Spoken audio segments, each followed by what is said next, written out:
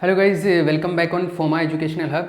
देखिए, ये last lecture है यूनिट नंबर 2 का और ये करीबन आधे घंटे का लेक्चर होगा। इसमें मैं कुछ 2-3 छोटे छोटे टॉपिक्स करवाऊंगा। उनमें से एक टॉपिक इंपॉर्टेंट है एग्जाम में आने लायक, बाकी टॉपिक तो सारे हैं सिलेबस में। देखो क्या है, एक चीज़ तो सबसे पहले हम लोग बात करते हैं। हम लोगों ने काफ़ी सारी चीज़ें डिस्कस की इस यूनिट के अंदर। हम लोगों ने बात की कि न्यूक्लियर जो रिएक्शंस होते हैं वो किस टाइप के होते हैं, और न्यूक्लियर रिएक्शन में हम लोगों ने टाइप ज़्यादा डिस्कस नहीं किए। हम लोगों ने उसमें फ्यूजन और फ्यूजन की ज़्यादा बात की थी, विखंडन और संलयन की बात की। हम लोगों ने चेन रिएक्शन की बात की। इसके अलावा हम लोगों ने न्यूक्लियर रिएक्टर की बात की, और भी alpha decay, beta decay, gamma decay, इन चीज़ों को हम लोगों ने डिस्कस किया। अभी मैं एक क्वेश्चन और इस तरीके से भी आता है, न्यूक्लियर रिएक्शंस के टाइप्स को एक्सप्लेन करो कि नाभिकीय अभिक्रियाओं के प्रकार बताइए। तो नाभिकीय अभिक्रिया न्यूक्लियर रिएक्शंस को अलग अलग तरीके से डिफाइन किया गया है, अलग अलग कैटेगरी में डिवाइड किया गया है। मैं कुछ पर्टिकुलर लेके बता रहा हूँ आपको कि ये आप बात कर सकते हो इनके ऊपर। तो नाभिकीय अभिक्रियाओं के प्रकार के बारे में बात कर रहा हूँ मैं, टाइप के ऊपर। किसके ऊपर बात कर रहा हूँ मैं? न्यूक्लियर रिएक्शंस के टाइप के ऊपर। ये अलग अलग जगह पर अलग अलग तरीके से बता सकते हैं, लेकिन जैसे मैं अभी कुछ बता रहा हूँ टाइप्स, तो आप जब एक्सप्लेनेशन टाइप्स के बारे में पूछा जाए नाभिकीय अभिक्रियाओं के प्रकार, तो ये डिस्कस कर सकते हैं हम लोग। जैसे बहुत सिंपल सा कंसेप्ट है, बस ये एग्जांपल याद रखने पड़ेंगे आपको, ताकि हर रिएक्शन के साथ में एक एग्जांपल दे दूँ तो आंसर थोड़ा सटीक हो जाता है। देखो, टाइप्स में पहला ले लेते हैं हम लोग, स्कैटरिंग। न्यूक्लियर स्कैटरिंग जो होता है, जिसको बोलते हैं प्रकीर्णन अभिक्रिया है। तो प्रकीर्णन अभिक्रिया क्या होती है, न्यूक्लियर स्कैटरिंग क्या होगा, स्कैटरिंग रिएक्शन क्या है? स्कैटरिंग रिएक्शन में क्या होता है, जैसे क्या है हमारे पास में ये एक टारगेट नाभिक होता है, टारगेट न्यूक्लियस पे ये क्या होता है, इंसिडेंट पार्टिकल होता है। अगर हम लोग कोई इंसिडेंट पार्टिकल भेजें और उसके बाद में जो प्रोडक्ट के अंदर है ना, ये सेम मिल जाए, मतलब x y के बराबर आ जाए और a जो है ना b के बराबर हो, मतलब ये जो यहाँ पे जो छोटा पार्टिकल था सेम छोटा पार्टिकल यहाँ पे मिले, और जो यहाँ पे न्यूक्लियस था वही न्यूक्लियस यहाँ पे मिले, तो इस रिएक्शन को हम बोलते हैं स्कैटरिंग। ठीक है, इस रिएक्शन को हम लोग क्या बोलते हैं? Scattering, nuclear scattering. जैसे इसका एग्जांपल ले लो, जैसे ये ओरम है, ये हीलियम है। हीलियम, ये छोटा पार्टिकल ए, सपोज इसको ए कंसिडर कर लो आप, इसको ए मान लो, ये हो गया आपका कैपिटल एक्स। ठीक है, इसके ऊपर ये इंसिडेंट होता है, अपने को सेम मिल गए वापस से। हाँ, एनर्जी थोड़ा बहुत हो सकता है चेंज हो जाए, मतलब इसका ज़्यादा हो जाए, इसका कम हो जाए, एनर्जी तो कंजर्व रहता है टोटल एनर्जी, बट सेम ही मिले ना। जो यहाँ पर प्रोडक्ट में मिले हैं वो यहाँ पे थे अपने रिएक्टेंट में, तो इसको न्यूक्लियर क्या बोलेंगे? स्कैटरिंग बोलेंगे, प्रकीर्णन। न्यूक्लियर स्कैटरिंग जो है वो दो टाइप का होता है, एक तो होता है अप्रत्यास्थ और एक होता है प्रत्यास्थ, इनइलास्टिक और इलास्टिक। इनइलास्टिक में क्या होता है, एनर्जी जो होती है, एनर्जी उसकी हानि होती है, हानि मतलब लॉस हो जाता है, एनर्जी लॉस हो जाता है। जैसे कैसे? जैसे यहाँ पर लिथियम में प्रोटॉन मिला एक, इधर क्या बना, लिथियम प्लस प्रोटॉन, सेम ही मिला, लेकिन इसमें क्या सेम मिला, इसीलिए तो स्कैटरिंग है। लेकिन इसमें क्या होता है, ये हायर स्टेट में चला जाता है, मतलब एक्साइटेड स्टेट में चला जाता है, और ये बहुत कम टाइम के, बहुत माइक्रो सेकंड के लिए यहाँ पे स्टेबल रहता है, और ये वापस जब टूटता है तो यहाँ से लिथियम प्लस एक फोटोन निकल जाता है, एक तरीके से आप समझ लो, मतलब गामा रेडिएशन हो जाता है यहाँ से। तो यहाँ पर क्या हो जाता है, ये गामा रेडिएशन की फॉर्म में एनर्जी निकल जाती है। रिएक्शन तो यही है, लेकिन ये यहाँ पर ज़्यादा टाइम के लिए स्टेबल नहीं रह पाता। एक्चुअल में ये वाला प्रोडक्ट ऐसा बन जाता है, ये वाला प्रोडक्ट ऐसा बन जाता है, तो इसका फोटोन एक निकल जाता है, फोटोन मतलब एनर्जी एमिट हो जाता है, तो एनर्जी का लॉस हो जाता है। प्रत्यास्थ में क्या होता है, इलास्टिक में क्या होता है, एनर्जी लॉस नहीं होता, इसमें एनर्जी लॉस होता है। तो इसमें ये सेम बना और सेम वापस से मिल गए, एनर्जी लॉस नहीं हुआ, इन दोनों में आपस में कम ज़्यादा हो जाता है। जैसे इसकी एनर्जी इसको ट्रांसफर हो गया, इसकी बाहर नहीं गई रेडिएशन की फॉर्म में या कहीं और पे, तो इसमें तो एनर्जी लॉस हो जाता है, इसमें एनर्जी लॉस नहीं होता। जिसमें लॉस नहीं होता उसको हम इलास्टिक स्कैटरिंग बोलेंगे, इन इलास्टिक स्कैटरिंग। ठीक है, नेक्स्ट विकिरण प्रकीर्णन, इसको बोलते हैं रेडिएशन कैप्चर। इसमें क्या होता है, जैसे यहाँ से ये है अपना ए छोटा पार्टिकल, ये बड़ा नाभिक, ये टारगेट नाभिक है, ये टारगेट पे आके इंसिडेंट होगा। इससे क्या होगा, जैसे मान लो ये नया बन गया ये, और जो नया बना वो एक एक्साइटेड स्टेट में पहुंचा है, उसकी वजह से ये जब वापस से लोअर स्टेट में, ये जब एक्साइटेड स्टेट में कोई भी न्यूक्लियस जाता है तो बहुत कम टाइम के लिए स्टेबल रह पाता है, वहाँ पे वापस आ जाता है within some micro seconds.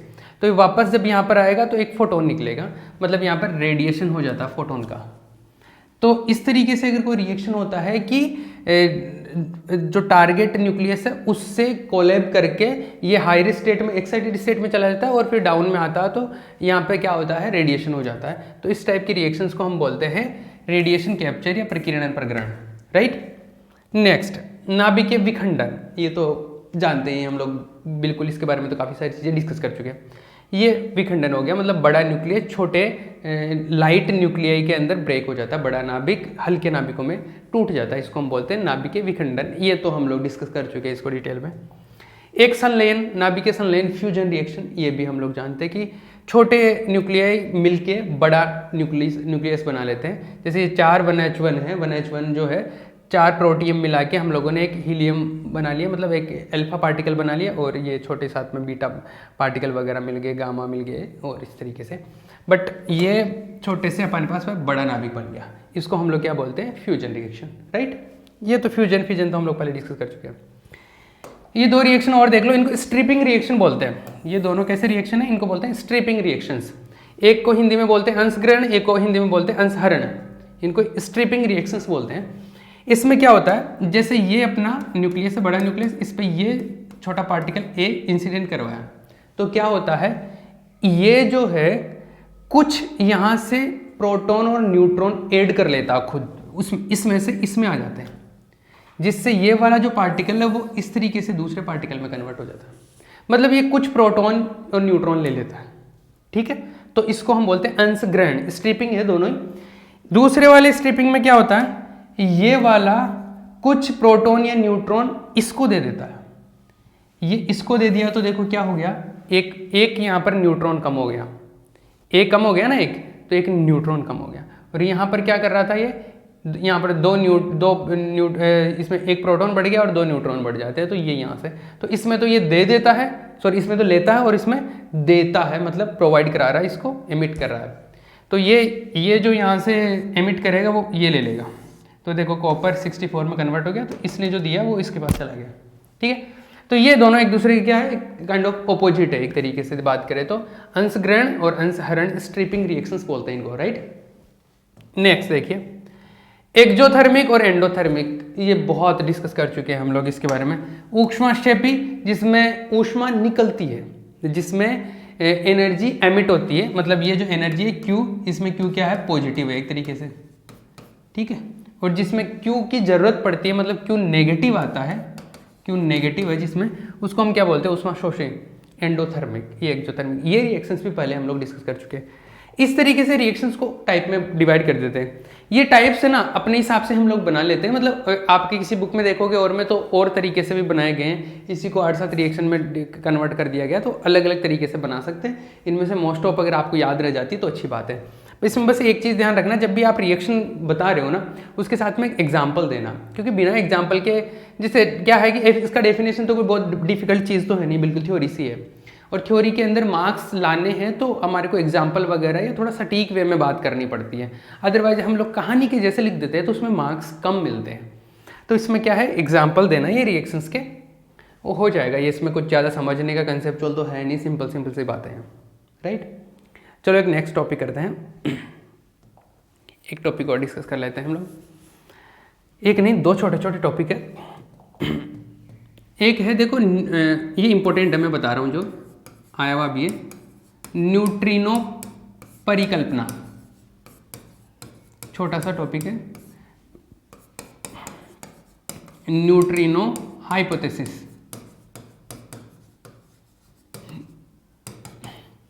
ये इंपॉर्टेंट है भैया।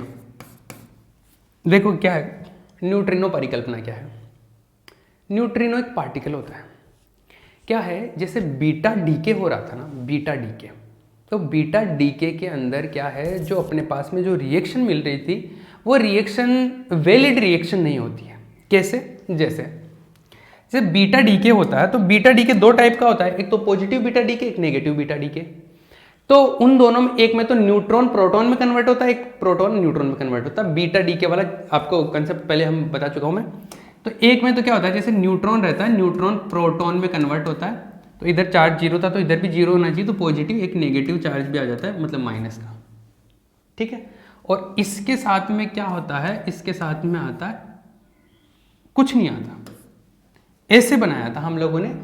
ये कौन सा था, नेगेटिव बीटा डीके था, बीटा माइनस डीके बोल रहे थे, क्योंकि इसमें इलेक्ट्रॉन मिला है। एक दूसरा बोल रहे थे हम लोग, प्रोटॉन जो है न्यूट्रॉन प्लस पॉजिट्रॉन में कन्वर्ट हो जाता है, टोटल चार्ज इधर देखो +1 के बराबर है और इधर भी +1 के बराबर है। ये दो रिएक्शन बोले, इसको पॉजिटिव बीटा डीके बोल रहे थे। अब देखो एक चीज़ देखी गई कि आपने 4th यूनिट अगर पढ़ ली, तो मैंने 4th यूनिट पहले पढ़ा दी थी न्यूक्लियर में। 4th यूनिट में मैंने एक चीज़ बताई थी कि न्यूक्लियर रिएक्शन होते हैं तो ऐसा तो है नहीं कि कोई भी रिएक्शन पॉसिबल हो जाए। कोई भी रिएक्शन हो रहा है तो उसके लिए कुछ पर्टिकुलर टर्म्स एंड कंडीशंस होते हैं, मतलब वो कुछ चीज़ों की कंजर्वेशन प्रॉपर्टीज को फॉलो करता है कि मतलब कुछ चीज़ें कंजर्व रहनी चाहिए, संरक्षित होनी चाहिए, तभी वो रिएक्शन वैलिड रहेगा, अदरवाइज वो रिएक्शन होगा ही नहीं। जैसे इसमें मैं बात करूँ तो ये पार्टिकल और ये पार्टिकल, ये लेप्टॉन पार्टिकल नहीं है। मैंने पार्टिकल्स बताए थे उसमें, अगर जिसने 4th यूनिट नहीं पढ़ी है तो मैं उनको एक आइडिया बता दूं कि कुछ पार्टिकल होते हैं जिनको बोलते हैं लेप्टॉन पार्टिकल। जैसे इलेक्ट्रॉन लेप्टॉन पार्टिकल है, पॉजिट्रॉन भी लेप्टॉन पार्टिकल है, बट प्रोटॉन न्यूट्रॉन ये लेप्टॉन पार्टिकल नहीं है। ठीक है, ये लेप्टॉन पार्टिकल होता है, ये एंटी लेप्टॉन होता है। तो लेप्टॉन पार्टिकल जो होता है उनका लेप्टॉन नंबर होता है 1। जैसे इसका लेप्टॉन नंबर कितना है? 1 है। ये एंटी इलेक्ट्रॉन है, एंटी इलेक्ट्रॉन मतलब जिसको बोलते हैं क्या, पॉजिट्रॉन।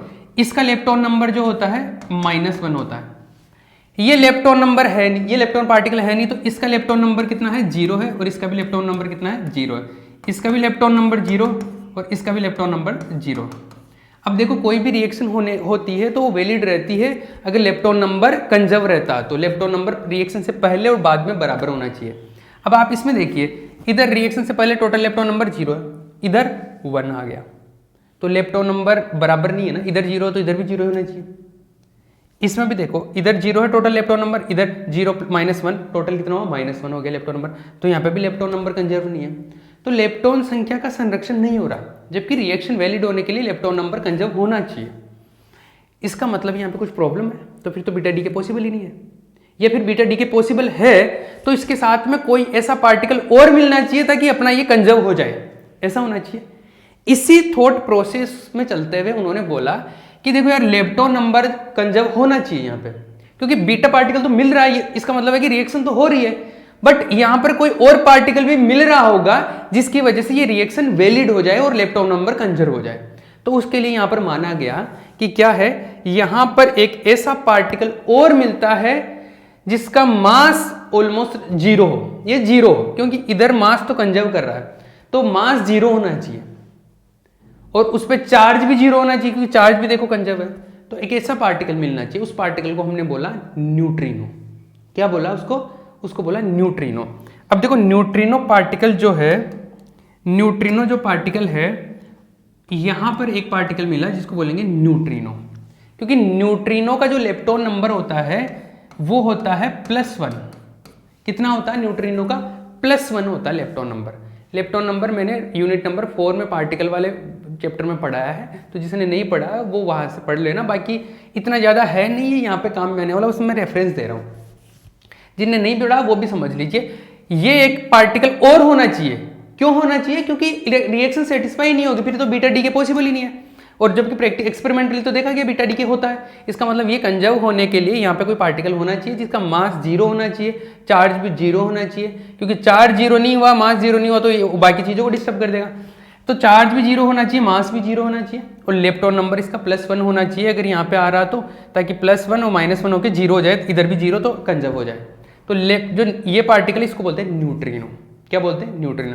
तो इस रिएक्शन में आएगा एक न्यूट्रिनो पार्टिकल, और इसमें ऐसा पार्टिकल आना चाहिए, इसमें भी ऐसा ही पार्टिकल आना चाहिए जिसका मास 0, चार्ज 0, बट यहाँ पर लेप्टॉन नंबर -1 होना चाहिए। तो इसका उल्टा जो पार्टिकल होता है ना, जिसको बोलते हैं एंटी पार्टिकल प्रतिकण, जिसको बोलते हैं एंटी न्यूट्रिनो। न्यूट्रिनो का एंटी पार्टिकल, इसको बोलते हैं एंटी न्यूट्रिनो। इसका लेप्टॉन नंबर जो होता है वो होता है -1। तो यहाँ पे देखो, इधर टोटल 0, इधर भी 0 +1 -1 टोटल 0 आ गया। अब ये सेटिस्फाई है, अब लेप्टॉन नंबर कंजर्व कर रहा है। इसका मतलब यहाँ पर कुछ एक्स्ट्रा पार्टिकल्स आएंगे, इसमें कुछ को बोल रहे हैं न्यूट्रिनो और एंटी न्यूट्रिनो। आ गई बात समझ में? ये है एंटी न्यूट्रिनो और न्यूट्रिनो पार्टिकल।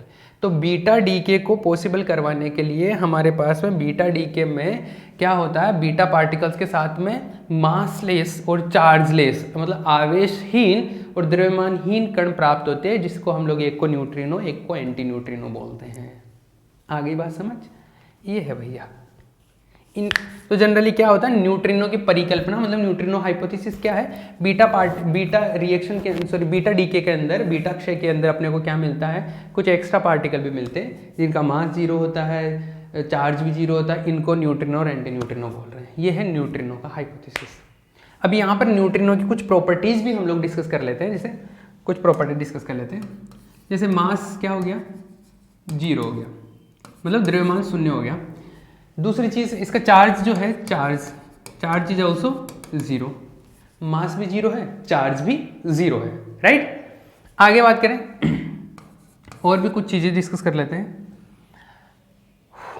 मास जीरो है, चार्ज जीरो है, लेप्टॉन नंबर अगर बात करना चाहे तो लेप्टॉन नंबर की भी बात कर सकते हैं, मतलब लेप्टॉन संख्या बोलते हैं इसको। न्यूट्रिनो के लिए लेप्टॉन नंबर होता है, न्यूट्रिनो के लिए +1, किसके लिए, न्यूट्रिनो के लिए, और एंटी न्यूट्रिनो के लिए क्या होता है, ये -1 होता है, राइट। दोनों का ही स्पिन जो है कितना होता है, 1/2 होता है, मतलब चक्रण कितना होता है, 1/2 होता है। न्यूट्रिनो का भी एंटी न्यूट्रिनो का भी स्पिन कितना होता है, 1/2। अब जिनका स्पिन 1/2 होता है उन पार्टिकल्स को हम लोग बोलते हैं फर्मी पार्टिकल, फर्मी कण। तो फर्मी कण है ये कैसे हैं, फर्मी कण है, फर्मी पार्टिकल्स है, फर्मी पार्टिकल्स है। और फर्मी पार्टिकल्स है तो इनको स्टडी करने के लिए हम लोग फर्मी डिराक डिस्ट्रीब्यूशन काम में लेते हैं, फर्मी डिराक वितरण नियम, फर्मी डिराक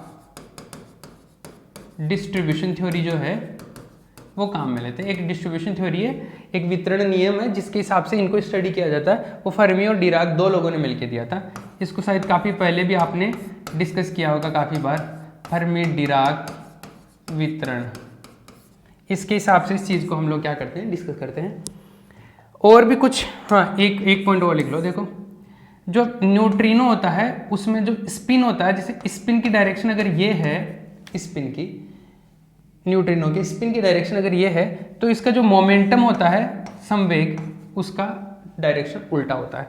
जबकि एंटी न्यूट्रिनो में क्या होता है, एंटी न्यूट्रिनो में स्पिन की डायरेक्शन भी यही होती है तो मोमेंटम की डायरेक्शन भी यही होती है, दोनों सेम ही डायरेक्शन में होते हैं। ये प्रॉपर्टीज बता रहा हूँ कुछ न्यूट्रिनो एंटी न्यूट्रिनो की, ये लो हो गई। तो इतनी सारी प्रॉपर्टीज हम लोग लिख सकते हैं, ये दो रिएक्शन लिख सकते हैं, पहले प्रॉपर्टीज लिख के फिर रिएक्शन लिख सकते हो, कोई प्रॉब्लम नहीं है इसमें। तो न्यूट्रिनो पार्टिकल क्या है, बीटा क्षय जब होता है, बीटा डीके जब होता है तो वहां पर रिएक्शन को वैलिड करवाने के लिए, वहां पर या रिएक्शन में कंजर्वेशन के नियम लागू हो जाए, इसके लिए कुछ एक्स्ट्रा पार्टिकल्स पे निकलते हैं। इसमें एक को हम लोग न्यूट्रिनो बोल रहे हैं, एक को एंटी न्यूट्रिनो बोल रहे हैं, और उनके प्रॉपर्टीज होते हैं ऐसे। तो ये जो रिएक्शन पहले हम लोग बीटा डीके में इतनी ही लिखते थे इनके बिना, तो साथ में ये एक एक पार्टिकल और आएंगे ताकि कंजर्वेशन के नियम लागू हो जाए, अदरवाइज कंजर्व नहीं होगा तो फिर हमारा प्रोसेस फेल हो जाएगा, राइट। ये हो गया न्यूट्रिनो परिकल्पना। This is very important concept, आपके प्रीवियस ईयर्स के क्वेश्चन पेपर में मैं शेयर कर दूंगा, ठीक है।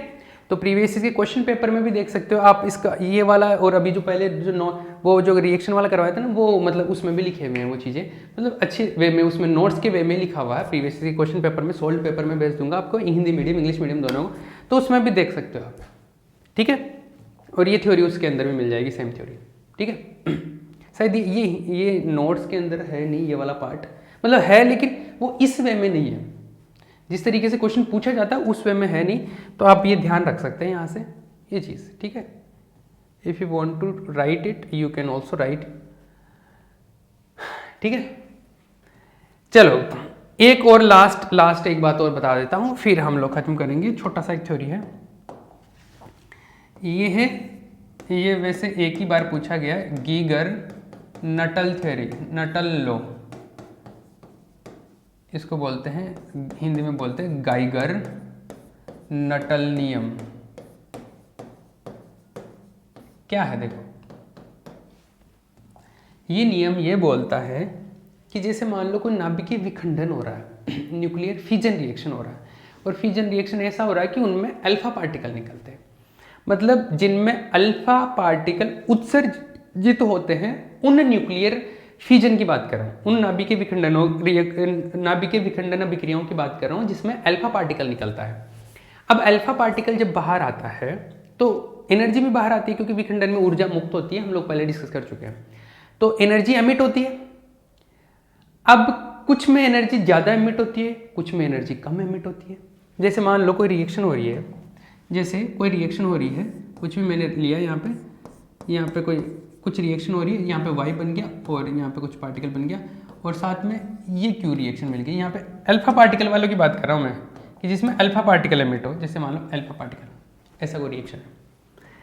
अब Q वैल्यू मिला ना आपने को, मतलब विखंडन की जो ऊर्जा है, फ्यूजन की जो एनर्जी है वो कम होगी अगर, जिसके लिए जैसे मान लो मैंने यहाँ पे यूरेनियम काम में लिया, मतलब यूरेनियम का विखंडन करवाया मैंने, और यूरेनियम का जो विखंडन कराने पर जो Q एनर्जी मिलती है, क्या मिलती है? Q energy. तो जिसके लिए Q एनर्जी ज्यादा होगी उसका जो हाफ लाइफ टाइम है वो कम होगा। जैसे मान लो यूरेनियम का विखंडन करवाया, अल्फा पार्टिकल मिला अपने को, मैं एक एग्जांपल ले रहा हूं, एक कोई भी हो सकता है, कि जैसे मान लो यूरेनियम लिया और यूरेनियम से अल्फा पार्टिकल मिल रहा है, साथ में विखंडन की ऊर्जा भी मिल रही है, जो भी फ्यूजन एनर्जी मिल रही है। तो अगर जिस रिएक्शन में Q ज्यादा होगा उसके लिए इस नाभिक का T हाफ लाइफ टाइम जो है, अर्धायुकाल, वो कम होगा। जिसके लिए Q कम होगा उसके लिए ज्यादा होगा, जिसके लिए ज्यादा होगा उसके लिए U कम, इसका हाफ लाइफ टाइम कम होगा। जैसे मैं बात बताऊं, जैसे तीन एग्जांपल ले लेता हूं मैं, एक तो ले लेता हूं यूरेनियम, एक ले लेता हूं थोरियम, एक होता है टेक्नीशियम, ये 3 ले रहा हूं। अब इसमें Q एनर्जी जो होती है ना सबसे ज्यादा होती है, इसकी हाईएस्ट होती है, फिर इसके बाद में इसकी होती है, फिर इसके बाद में इसकी होती है। सबसे ज्यादा एनर्जी इसकी होती है, इसका मतलब इसका हाफ लाइफ टाइम क्या होगा? सबसे कम होगा। इसकी एनर्जी इससे कम है तो इसका हाफ लाइफ टाइम इससे ज्यादा है। समझ में आ रहा है? एनर्जी सबसे ज्यादा यूरेनियम में निकलती है, फिर मान लो थोरियम के अंदर निकलेगी और फिर जो होगा टेक्नीशियम में निकलेगी। ठीक है, TC होता है टेक्नीशियम का, जो भी है। तो इनका हाफ लाइफ टाइम जो ना अर्ध आयुकाल, ये उल्टा होता है। सबसे ज्यादा किसका होगा? इसका, जिसका सबसे कम Q है।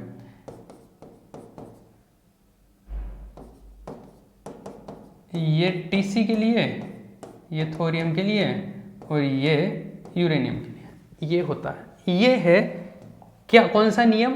गाइगर नटल नियम, गीगर नटल थ्योरी, राइट। इसके लिए देखो एक ग्राफ भी दिया जाता है, एक रिएक्शन दी जाती है ऐसे, log lambda equal to A log R plus B। ये एक ऐसे रिएक्शन है, रिएक्शन क्या इक्वेशन है, इसमें A और B तो कांस्टेंट है, R जो है R बोलते हैं रेंज, क्या बोलते हैं इसको? रेंज, परास बोलते हैं इसको। परास का मतलब है कितनी दूर तक जाएगा वो, ठीक है। और ये लेमडा क्या है? लेमडा तो जानते हो आप, डीके कांस्टेंट होता है, ये डीके मतलब क्षय नियतांक होता है। अब देखो इसके लिए ग्राफ बनाते हैं, जैसे इसको मान लो मैं y मान लूँ, इसको y मान लूँ, इस पूरे को, और इसको x मान लूँ, तो ये ऐसा हो गया y equal to ax plus b, इस टाइप का रिएक्शन हो जाएगा। तो ये y इधर जैसे log लेमडा ले लूँ मैं इधर, और इधर x log r ले लूँ, तो इसके बीच में ग्राफ बनाते हैं तो स्ट्रेट लाइन का ग्राफ मिलता है। ये ऐसे मिलता है ग्राफ, एक ऐसे, एक ऐसे और एक ऐसे।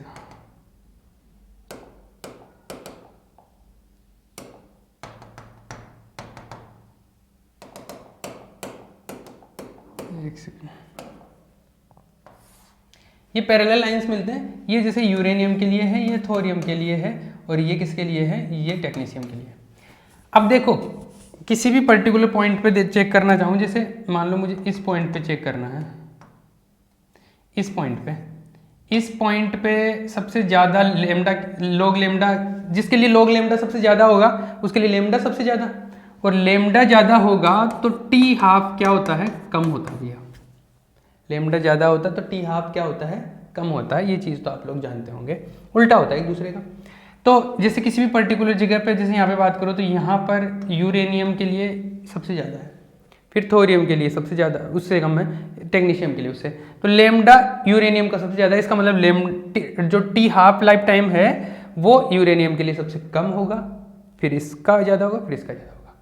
तो ये जो मैं बता रहा था नटल नियम, उसके हिसाब से हम लोग ये ग्राफ बनाते हैं। तो नटल और गाइगर का नियम क्या बोलता है, वो ये बोलता है कि अगर आप कोई अल्फा पार्टिकल का उत्सर्जन वाली अभिक्रियाओं की बात कर रहे हैं, if you are talking about the alpha decay, और जिसमें फ्यूजन के थ्रू अल्फा डीके हो रहा है, तो उन रिएक्शंस में जिनका क्यू वैल्यू ज्यादा होगा उनका हाफ लाइफ टाइम कम होगा। ठीक है, जिनका क्यू वैल्यू ज़्यादा होता है उनका हाफ लाइफ टाइम कम होता है। क्यू वैल्यू यूरेनियम का सबसे ज़्यादा होता है, तो इसका लेमडा सबसे ज़्यादा हो गया, लेमडा सबसे ज़्यादा मतलब हाफ लाइफ टाइम सबसे कम हो गया। ये ग्राफ बना सकते हो, इतनी थ्योरी है इसकी, राइट। चलिए भैया, ये फिनिश हो गया है। टाइम कितना बचा, 2-4 मिनट और बचे हैं। एक में छोटा सा क्वेश्चन, एक छोटा क्वेश्चन आया हुआ, वो डिस्कस कर लेता हूँ। एक बार पूछा गया छोटा क्वेश्चन, ज़्यादा कुछ है नहीं, ऐसा है न्यूट्रॉन प्रोटॉन थ्योरी बताइए, न्यूट्रॉन प्रोटॉन थ्योरी। अब न्यूट्रॉन प्रोटॉन थ्योरी कुछ स्पेशल थ्योरी नहीं है, न्यूट्रॉन प्रोटॉन सिद्धांत। अब किसी को दिमाग में से है कि पता नहीं ये कौन सी थ्योरी, कोई थ्योरी नहीं है। हाइजेनबर्ग ने ये बात बोली थी एक बार, हाइजेनबर्ग ने ये बताया कि जो नाभिक होता है न्यूक्लियस, उसमें न्यूट्रॉन भी होते हैं और प्रोटॉन भी होते हैं, इसको बोलते हैं न्यूट्रॉन प्रोटॉन थ्योरी। बस खत्म बात। अब क्या होता है, जैसे कई बार ये छोटी छोटी चीजें पूछ ली जाती है, मतलब ये क्वेश्चन कोई ऐसे बनने लायक क्वेश्चन नहीं है, लेकिन पूछ लिया सिंपल। तो इस टाइप के क्वेश्चन कई बार पुट किए जाते हैं। तो ऐसे टाइप के क्वेश्चन में जो आपका नॉर्मल इंट्यूशन होता है ना, वहां से सोच के आप कर सकते हो इजीली। जैसे न्यूट्रॉन प्रोटॉन थ्योरी है, अब इसमें लिखना भी बहुत कुछ, मतलब 1.5 नंबर का क्वेश्चन तो आएगा ही कम से कम। तो उसमें अभी इतना ही तो लिखोगे नहीं आपकी, वैसे तो थ्योरी तो इतना ही है कि हाइजेनबर्ग के अकॉर्डिंग क्या होता है, न्यूट्रॉन और प्रोटॉन कहाँ एग्जिस्ट करते हैं, नाभिक में। ये है बस सिद्धांत। अब इसके अलावा और क्या लिख सकते हो आप, इसमें और ये चीज़ें लिख सकते हो, जैसे न्यूट्रॉन का जो चार्ज होता है वो 0 होता है, न्यूट्रॉन का चार्ज। प्रोटॉन का जो चार्ज होता है वो प्लस इलेक्ट्रॉन के बराबर होता है। न्यूट्रॉन और प्रोटॉन का जो मास है mn और mp क्या होता है, लगभग लगभग बराबर होता है, सेम होता है। ठीक है, इन दोनों का जो स्पिन होता है 1/2 होता है, आधा स्पिन होता है। स्पिन 1/2 है, तो जिनका स्पिन आधा होता है या अर्ध पूर्णांकी होता है, हाफ इंटीजर होता है, उनको फर्मी पार्टिकल बोलते हैं। तो ये दोनों ही कैसे हैं, फर्मी पार्टिकल है। और फर्मी पार्टिकल है तो ये फर्मी डिराक डिस्ट्रीब्यूशन को फॉलो करेंगे। ऐसी इंफॉर्मेशन, मतलब डायरेक्ट आपको कोई बोलेगा नहीं कि ये चीजें लिखनी है, बट क्या है कि इंफॉर्मेशन तो डालनी पड़ेगी ना अपने को, तो ये इंफॉर्मेशन हम लोग ऐसे पुट कर सकते हैं। ठीक है, तो ये ऐसे पूछा गया प्रोटॉन न्यूट्रॉन सिद्धांत, न्यूट्रॉन प्रोटॉन। आप ये छोटा क्वेश्चन, आप जो previous year question paper share करूंगा ना, उसके अंदर मिल जाएगा ये। ठीक है, तो ये छोटी छोटी इन्फॉर्मेशन डाल सकते हो आप। तो कई बार क्या होता है कि जैसे मान लो 1.5 नंबर का क्वेश्चन है या 3 नंबर का क्वेश्चन है, लेकिन क्वेश्चन तो पूछ लिया, मार्क्स ज्यादा है और वहां पर आपके पास थ्योरी कम है, मतलब नेचुरली थ्योरी उसमें कम ही है, तो आपको लिखना तो पड़ेगा ना थोड़ा। तो ऐसे आप बैकग्राउंड बना के उस चीज़ को प्रेजेंट कर सकते हो, क्योंकि प्रेजेंटेशन के अच्छे मार्क्स मिलते हैं। बाकी आंसर तो सभी लोग लिखते हैं, प्रेजेंटेशन जिसका अच्छा होता है उसको मार्क्स मिलते हैं। तो आप 2 लाइन तो मेन जो एक्चुअल है इसका कंसेप्ट वो लिख सकते हो, फिर इनकी विशेषताएं वगैरह ये प्रॉपर्टीज शो कर सकते हो, उससे थोड़ी क्या अपना आंसर लंबा हो जाएगा। ठीक है, चलिए आपका यूनिट खत्म हो गया है। मैं प्रीवियस ईयर के क्वेश्चन पेपर्स जो हैं वो आपको शेयर कर दूंगा, सोल्ड क्वेश्चन पेपर जो आते हैं आपके, जो भी पार्थ या जो सारथी के जो बुक्स आते हैं हिंदी मीडियम इंग्लिश मीडियम के, वो मैं आपको शेयर कर दूंगा। तो मैंने जो आज जो भी पढ़ाया है वो उनके अंदर मिल जाएगा आपको एग्जैक्टली। मैंने स्पेसिफिकली वहीं से क्वेश्चन उठाए हैं कि क्वेश्चन किस तरीके से पूछे जाते हैं, क्योंकि क्या है कि यहाँ पर थ्योरी, पूरा थ्योरी होता है ऑलमोस्ट न्यूक्लियर के अंदर, इस चैप्टर में तो स्पेसिफिकली। तो क्वेश्चन पूछने का तरीका कैसा है, और हम लोग लिखते हैं तो थोड़ा नोट्स में अलग तरीके से लिखते हैं उसको, इसलिए मैंने इस तरीके से इंट्रोड्यूस किया। ठीक है, चलिए आपका ये यूनिट फिनिश हो गया है। Thank you, best of luck. ठीक है, चलिए।